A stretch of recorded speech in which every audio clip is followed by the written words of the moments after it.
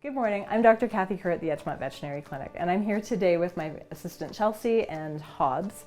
Today we're going to talk about how to get your cat into a pet kennel safely and comfortably, and how to make it a low-stress event for both of you. Sometimes if you just put treats into the kennel, they will go ahead in. And Hobbs is actually going to think about doing that right now. There you go, good boy. You'll notice he's got all sorts of blankets in the kennel there with him, and they're put in there in a very particular way. One of them is on the bottom, so he's got some cushioning at the bottom, but he's also got a blanket that's tucked around, although he's rearranged it, tucked around the sides so that he's got sort of bumpers on the sides of the kennel. The reason we do this is most of us have to put our pets into cars and other vehicles when we need to transport them, and it gives them a little bit of cushioning if they're bumping around with the vehicle.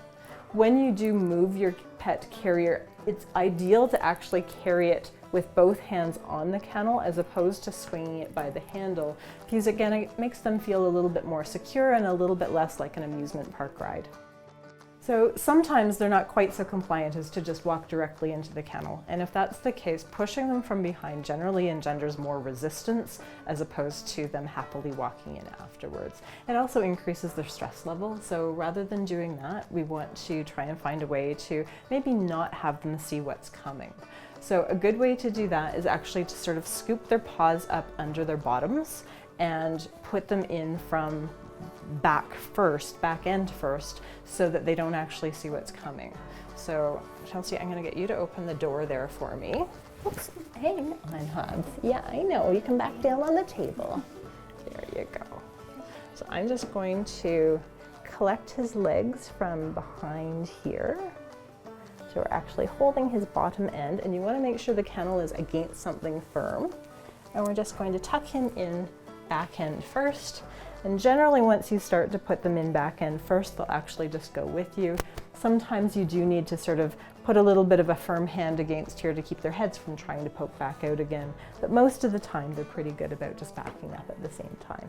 Good job, Hobbs. Remember to always try and keep it as low stress as possible for your pet, because the more stress they get before they come to the vet clinic, typically the more stressed they are at the veterinary clinic.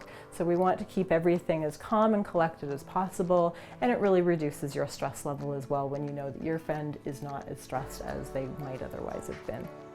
Thanks very much for watching this video. I'm Dr. Kathy Kerr at the Edgemont Veterinary Clinic. If you have any questions or concerns about how to do this comfortably and safely for your pet, please do give us a call and we'd be happy to help.